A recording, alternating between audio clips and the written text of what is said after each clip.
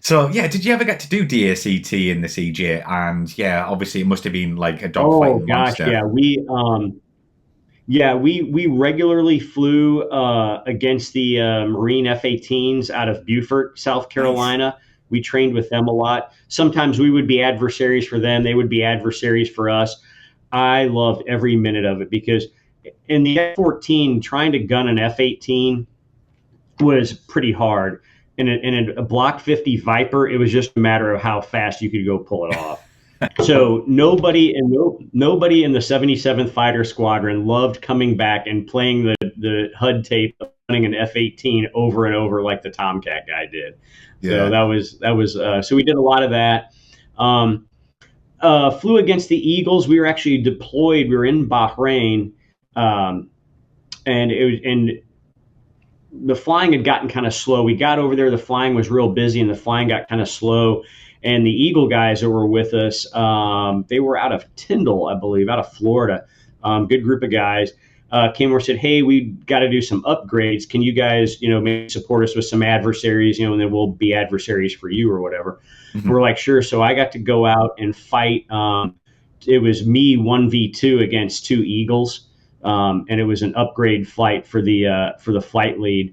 I think I sent you one of the pictures from. It's actually the picture of me standing, getting ready to man up the F-16. If Oh you look in yes. the background, you'll notice the jet has all the weapons rails on it, but there's no weapons on it. So the jet, we couldn't fly DACT and be armed. So I went out and got to fight the Eagles then, and then went to the great thing and the bad thing about the Block 50 was we were the high demand, high visibility squadrons for the Air Force. So most guys are lucky to do red flag once in a tour. I went to Yeah. red flag three times. Wow. And it's a beating. It is such work at red flag, especially for the Block 50 guys. Multiple deployments, Bahrain, Qatar, Saudi Arabia twice. We were busy, we were gone a lot. We flew a lot. The airplanes were brand new. They never broke. I think in the entire time I flew the Block 50, the only two airborne issues I had one time had a battery light out at Nellis Air Force Base, which is kind of a big deal in that airplane. Not as It's a big deal if just the battery light comes on, everything's okay. If the battery light and anything else goes wrong, you're about to have a super bad day in that jet. Right. Um, and then I can't remember, I believe it was fluctuating fuel pressure one day back at Shaw and had to declare an emergency for that. Those were the only two issues I ever had in the airplane. And then one other time, the only maintenance discrepancy I had besides those two times was I had a light burnout. I mean, the airplanes were brand new. Lockheed Yeah. Martin built a phenomenal airplane. I went from flying Tomcats with 5, 6, 7,000 hours on the airframes to flying F-16s with 50 hours. I mean, you got in it literally. I can remember getting into F-16s that we just picked up from the factory that smelled like a new car. Yeah, I've It heard was that it was before. Yeah. wild. So yeah, so we flew a lot, which was great.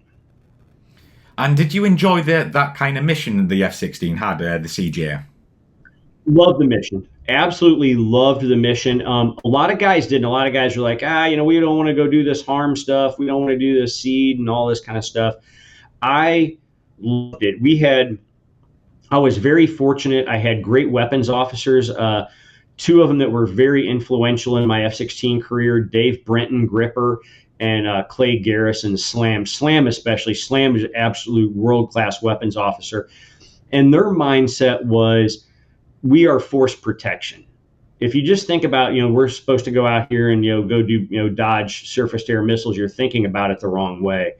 Um, so we had a force protection mindset. We got involved in a lot of interesting things, like even out at Nellis. One time I got to be the mission commander where we simulated an aviator had been downed, and the PJs, the parajumpers, they were C-130 to pick this guy Hmm. up, and it was my responsibility to plan how we were going to maintain air superiority with a surface air missile threat.